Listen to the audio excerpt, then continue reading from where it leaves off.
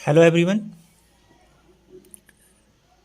As you know, इससे पहले हम लेक्चर 1 और लेक्चर 2 में हमने डिस्कस किया था यूनिट्स, फंडामेंटल यूनिट्स और उसके बाद डायमेंशन। ठीक है। और हम किसी भी फिजिकल क्वांटिटी का डायमेंशन कैसे फाइंड आउट कर सकते हैं, इससे प्रीवियस वीडियो में हमने इस सबको डिस्कस कर लिया था। Okay, so today in this video हम बात करेंगे एप्लीकेशन ऑफ डायमेंशन एनालिसिस। जो हमने डायमेंशन फाइंड आउट किए थे, तो डायमेंशन एनालिसिस के जो डायमेंशन फाइंड आउट करते हैं उसके क्या एप्लीकेशंस हैं। तो इसका very first application is checking the dimensional consistency of equations. Checking the dimensional consistency of equations mean किसी भी इक्वेशंस को हम चेक कर सकते हैं कि जो गिवन इक्वेशन है हमको वो डायमेंशनली करेक्ट है और इनकरेक्ट है। ओके, हम क्या चेक कर सकते हैं, जो भी हमको इक्वेशन गिवन है इट इज डायमेंशनली करेक्ट और इनकरेक्ट। अगर कोई भी equation on the basis of dimensionally incorrect है तो वो इक्वेशन ऑलवेज इनकरेक्ट ही होगी। ओके, सो अगर हमने कोई इक्वेशन गिवन है और उसका हमने डायमेंशन चेक किया, अगर डायमेंशन करेक्ट है तो वो इक्वेशन क्या होगी, करेक्ट। ऐसा पॉसिबल नहीं है कि अगर किसी भी इक्वेशन का डायमेंशन करेक्ट है तो वो इक्वेशन करेक्ट ही होगी, बट अगर डायमेंशन इनकरेक्ट है तो वो कभी भी करेक्ट नहीं होगी, तो वो ऑलवेज इनकरेक्ट ही होगी। अगर डायमेंशनल करेक्ट है तो इट मे बी पॉसिबल वो करेक्ट भी हो और इनकरेक्ट, बट अगर डायमेंशनल करेक्ट नहीं है तो वो ऑलवेज इनकरेक्ट ही होगी। Is it clear? तो कोई भी इक्वेशंस गिवन है तो उससे सबसे पहले इक्वेशन करेक्ट है या नहीं है उसको सबसे पहले जज करने का एक यही तरीका होता है कि आप क्या करें, उसका इक्वेशंस का डायमेंशन फाइंड आउट कर लें। और जब डायमेंशन फाइंड आउट करेंगे, सो जब उसका डायमेंशन आप चेक करेंगे, डायमेंशन का एनालिसिस करेंगे, तो उससे आप पा रहेंगे कि इक्वेशन करेक्ट है और इनकरेक्ट है। तो कैसे किसी भी इक्वेशंस का हम डायमेंशन चेक करते हैं उसको हम आज इस वीडियो में डिस्कस करेंगे। ओके, इसमें सबसे पहले एक प्रिंसिपल समझना हमें, principle of homogeneity. Principle of homogeneity mean homogeneity principle क्या कहता है, बहुत सिंपल सा रूल है। जैसे हमारे ओल्ड सिस्टम में या मैं कहूँ ओल्ड कल्चर में क्या होता था, कास्ट में सेम कास्ट के लोगों को ही हम रिलेटिव होते थे, या मैं कहूँ कोई अगर हमें रिश्ता लगाना है तो सेम कास्ट के लोगों को ही हम ऐड करते थे, मेन रिश्ता लगाते थे। मीन अगर दो लोगों में कहीं ना कहीं एडिशन हो रहा है तो वो सेम कास्ट के लोगों का होगा। सेम प्रॉब्लम यहाँ पर भी है। फिजिक्स में भी क्या होता है, अगर आप किसी में कुछ भी ऐड कर रहे हैं, किसी वन फिजिकल क्वांटिटी, कोई एक फिजिकल क्वांटिटी लिया आपने और उसको आप किसी दूसरे के साथ ऐड कर रहे हैं, ठीक है, एक फिजिकल क्वांटिटी आपने लिया। सो जब आप किसी अदर फिजिकल क्वांटिटी की बात करेंगे तो इस कोई दूसरा फिजिकल क्वांटिटी अगर इसमें चाहो आप ऐड करो या सब्ट्रैक्ट करो, ऐड और सब्ट्रैक्ट अगर हम करेंगे तो जो पहला फिजिकल क्वांटिटी है उसका डायमेंशन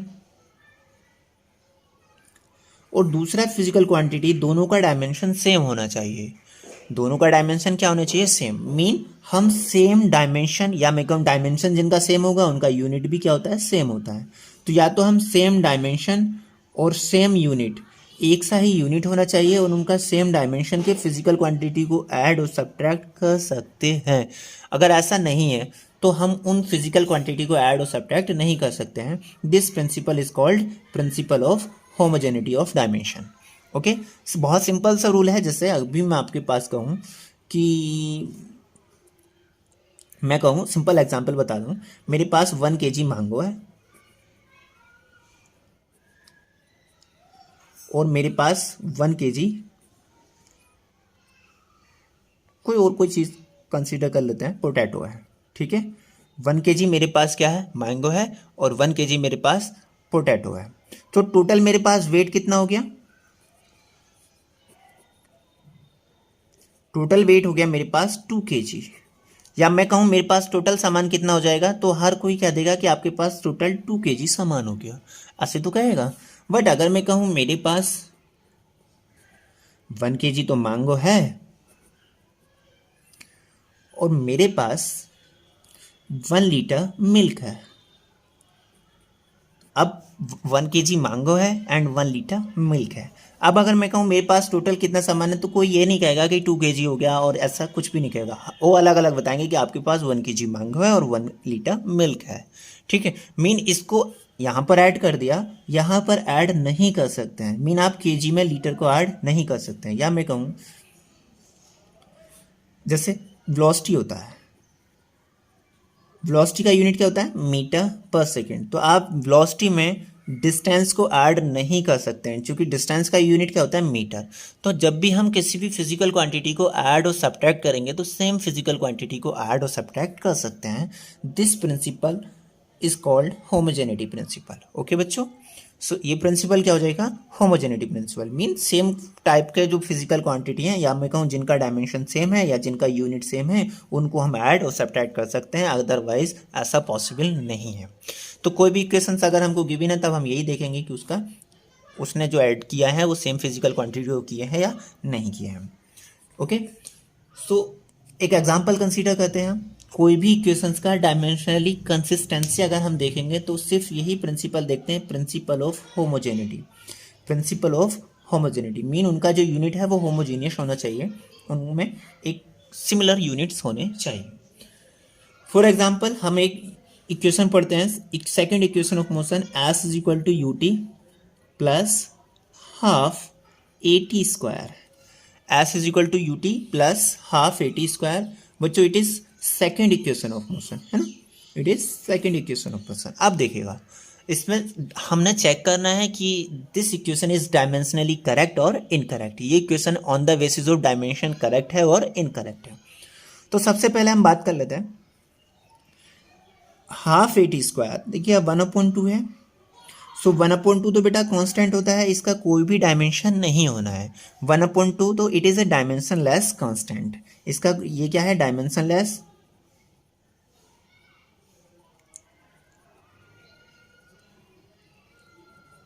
कांस्टेंट है।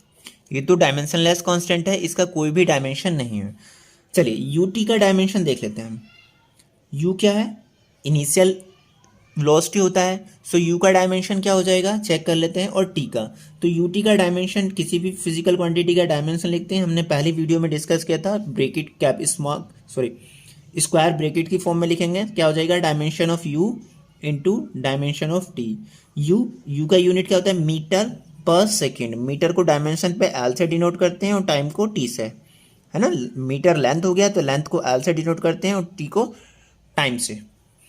तो क्या हो जाएगा, मीटर पर सेकेंड मीन सेकेंड की पावर -1। इसका डायमेंशन हमने प्रीवियस वीडियो में फाइंड आउट भी करके दिखाया था, वहां से चेक कर लेंगे। ये क्या हो जाएगा, इंटू टी। टी 1 पावर यहाँ से और -1 पावर यहाँ से मल्टीप्लाई होगा, क्या हो जाएगा, एल और टी का पावर 0। ओके, तो यू टी का डायमेंशन क्या हो गया, सिर्फ एल बचा, सिर्फ एल बचा। मीन यूटी का जो डायमेंशन है लेंथ का डायमेंशन होगा, या मैं कहूँ डिस्टेंस का डायमेंशन होगा। सिर्फ यूटी का जो डायमेंशन होगा वो क्या होगा, एल का डायमेंशन, या मैं कहूँ डिस्टेंस का डायमेंशन होगा। डायमेंशन फाइंड आउट करते हैं हम हाफ ए टी स्क्वायर का। तो हाफ का तो कोई डायमेंशन होगा नहीं, हाफ ए टी स्क्वायर का डायमेंशन फाइंड आउट कर लेते हैं। सो हाफ तो 1/2 तो कांस्टेंट है, इसका कोई डायमेंशन नहीं होगा, तो कैसे लिखेंगे, dimension of A into dimension of T और उसका स्क्वायर। ओके, ए क्या होता है, एक्सेलरेशन होता है, और एक्सेलरेशन का डायमेंशन भी हमने प्रीवियस वीडियो में फाइंड आउट किया था। क्या था इसका डायमेंशन, इसका यूनिट क्या होता है, मीटर पर सेकेंड स्क्वायर। तो मीटर पर second square. Okay, and T का डायमेंशन क्या होगा, टी टाइम है ना टी, तो टी का डायमेंशन क्या हो जाएगा, टी और इसका स्क्वायर। ओके, अगर आपको ये डायमेंशन फाइंड आउट करने में प्रॉब्लम आ रहा है तो मैं आपसे कहूँगा कि मेरा पिछला वीडियो देख कर लीजिएगा, उसको एक बार वॉच करेंगे अच्छे से तो वहाँ से क्लियर हो जाएगा। सो इसका डायमेंशन भी क्या हो गया, एल टी -2 यहाँ से है और ये +2 हो जाएगा, तो ये क्या हो जाएगा, टी की पावर 0। मीन इसका भी डायमेंशन क्या आया है, एल ही आया है, इसका डायमेंशन भी क्या आ गया, एल। तो यहाँ से देख रहे हैं यूटी का डायमेंशन भी क्या है, एल, और ये भी क्या है, इसका डायमेंशन भी क्या है, एल। और हमने यूटी में इसको ऐड किया है, हमने क्या किया, यूटी में हाफ ए टी स्क्वायर को ऐड किया है। तो सिंपल हम इसको ऐड कर सकते हैं, क्यों, क्योंकि इसका डायमेंशन भी एल ही है और इसका डायमेंशन भी एल है, दोनों सेम क्वांटिटी हैं। अब इसका राइट हैंड साइड की जो डायमेंशन आई, इस लेंथ, ये भी लेंथ है और ये भी लेंथ है, तो दोनों ऐड होकर के लेंथ ही मिलेगा।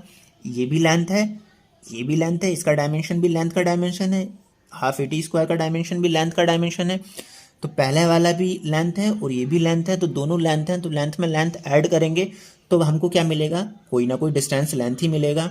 मीन वो भी हमारा डायमेंशन क्या हो जाएगा, एल ही हो जाएगा। तो राइट हैंड साइड का डायमेंशन की अगर मैं बात करूं, dimension of right hand side क्या हो जाएगी बच्चों, एल।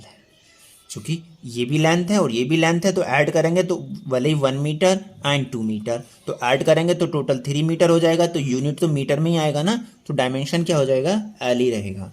सो डायमेंशन क्या हो जाएगा राइट हैंड साइड का, एल। अगर मैं बात करूं लेफ्ट हैंड साइड, ये क्या था, distance travelled by any moving object, ये क्या है, डिस्टेंस ट्रेवल्ड होता है ना, एस क्या होता है इसमें, distance covered by any moving object. So S का डायमेंशन भी क्या होगा, dimension of left hand side, और लेफ्ट हैंड साइड का डायमेंशन क्या होगा, डायमेंशन ऑफ एस, एस क्या है, डिस्टेंस, तो इसका भी डायमेंशन क्या हो जाएगा, एल। तो लेफ्ट हैंड साइड और राइट हैंड साइड दोनों की डायमेंशन सेम है, लेफ्ट हैंड साइड और राइट हैंड साइड दोनों के डायमेंशन क्या है, सेम है। It mean given equation is dimensionally correct. अब ये इक्वेशन डायमेंशनली करेक्ट है, ठीक है। डायमेंशन फॉर्मूले से हम ये पता कर सकते हैं कि ये डायमेंशनली करेक्ट है। अगर कोई इक्वेशन डायमेंशनली करेक्ट है तो वो it may be possible correct और मे बी नॉट करेक्ट, दोनों केस हो सकते हैं।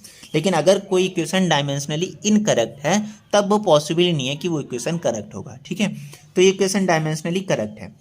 अगर मैं यहाँ से हाफ को रिमूव कर दूँ तब भी इसकी डायमेंशनली तो करेक्ट हो जाएगा, लेफ्ट हैंड साइड का डायमेंशन राइट हैंड साइड के डायमेंशन के इक्वल होगा, तो ये इक्वेशन डायमेंशनली करेक्ट हो जाएगा, बट प्रैक्टिकली ये इक्वेशन इनकरेक्ट हो जाएगा, ठीक है। तो कोई भी इक्वेशन अगर डायमेंशनली करेक्ट है तो इसका मतलब ये भी नहीं है कि वो इक्वेशन 100% करेक्ट है, it may be incorrect. But अगर कोई इक्वेशन डायमेंशनली इनकरेक्ट है तो वो 100% पॉसिबिलिटी है कि अगर डायमेंशनली इनकरेक्ट है तो वो फिर इनकरेक्ट ही होगी। तो किसी भी इक्वेशंस का हम डायमेंशनली कंसिस्टेंसी चेक कर सकते हैं बाय यूजिंग डायमेंशनल एनालिसिस। बहुत इसका एप्लीकेशन होते हैं और भी हम कई सारे अननोन फिजिकल क्वांटिटी के एप्लीकेशन करते हैं। बच्चों मैं आपसे रिक्वेस्ट करूंगा, एक एग्जांपल है आपके एनसीईआरटी में, एग्जाम्पल 2.15, ठीक है। आप इसको खुद से ट्राई कीजिए, ये भी डायमेंशन एनालिसिस का एप्लीकेशन है, हो जाएगा। आपको क्या चेक करना है, इक्वेशन गिवन है 1/2 m b square is equal to M G H, ठीक है। तो इसको आपको क्या करना है, चेक करना है कि ये इक्वेशन जो है आपकी डायमेंशनली करेक्ट है और इनकरेक्ट है।